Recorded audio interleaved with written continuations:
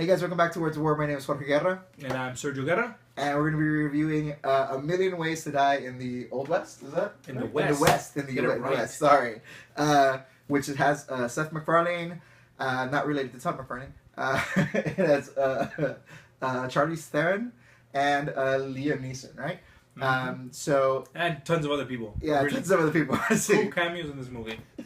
Yeah, so, if you haven't seen the commercials yet on this, it's pretty much, it's a Seth MacFarlane movie, Guy Who Brought You Ted, Family Guy, all that kind of stuff.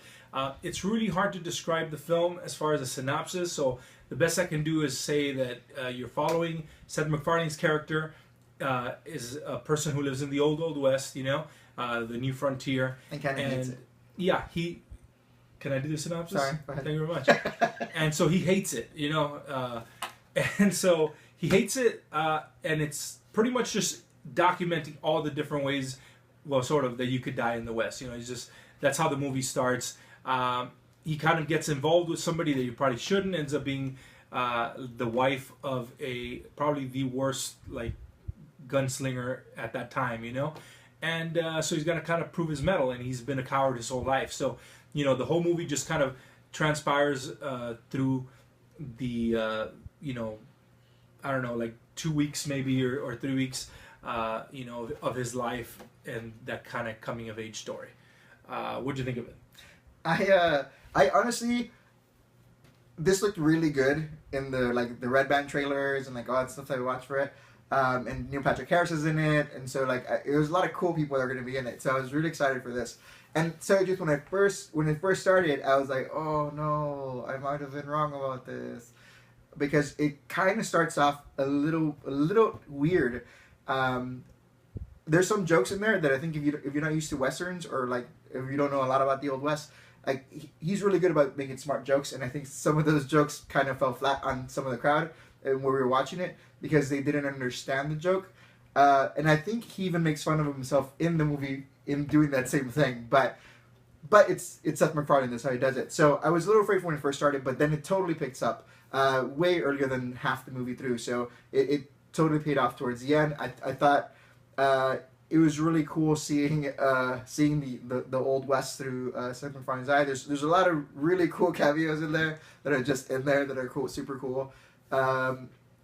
But Charlize Theron, she's super gorgeous and she's a super good actress, so she was awesome in it. So was Liam Neeson. He was super cool in it too, and they did a lot of things that I thought was really cool on their part, as well as Neil Patrick Harris totally killed it in his character, and I totally liked seeing what's her name from Mean Girls. She's the girlfriend at the beginning. Well, anyways, his girlfriend at the beginning, I don't remember her name, but she's from Mean Girls. And it was totally nice seeing her in a kind of a vapid, kind of girly character again, since Mean Girls. But yeah, so I had a lot of fun with it. It was definitely worth my time, I think so. And yeah, I enjoyed it. Definitely stay after the credits. Just letting you know. But what did you think about it? Well, I did like it. I was expecting it to be good. I think it's good, but you have to kind of, go into this knowing that it's a Seth MacFarlane film, and that it's going to have that same kind of humor like in Family Guy and Ted and stuff like that, because, like George said, some of the jokes might just go over your head. If you're not used to, watching his type of comedy, some of the stuff just kind of might seem weird or off. On the other side of that, if you are a Seth MacFarlane fan, you'll get every single joke and you'll probably really, really enjoy it.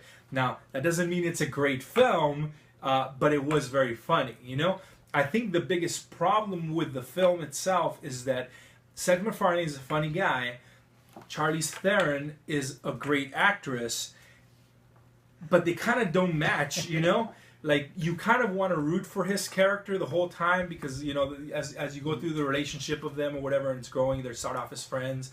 It's the usual kind of thing, boy meets girl, girl meets boy, and they kind of fall in love, right?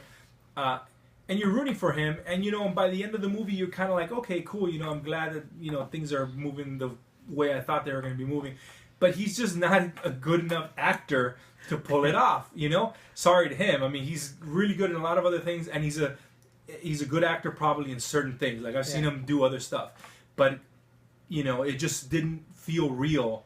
You know, for a long time. It takes a good while for you to kind of just settle into it.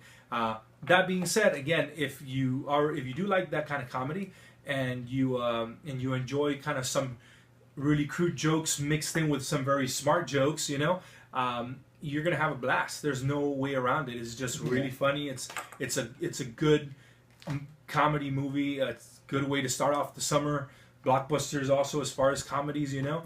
Yeah.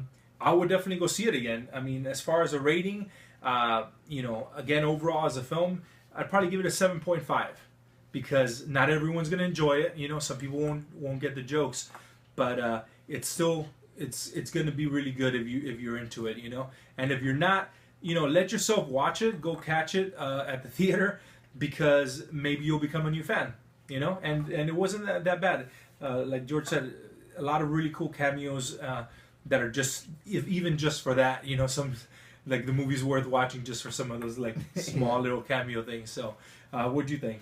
I'm gonna go with an 8, just because I would pick this up, and that's usually where my 8s are. So I would pick this up, and then to tell you the truth, I really hope there's like a director's cut or like something like that, because I'm pretty sure it would only add to the awesomeness of it. But yeah, I mean that's where I would sit is about the 8.5 because I think especially like Sergio said, if you're a fan of his, you definitely enjoyed it. I did, and I'm not normally like the biggest fan of his, but I did like Ted, and this was definitely funny, you know.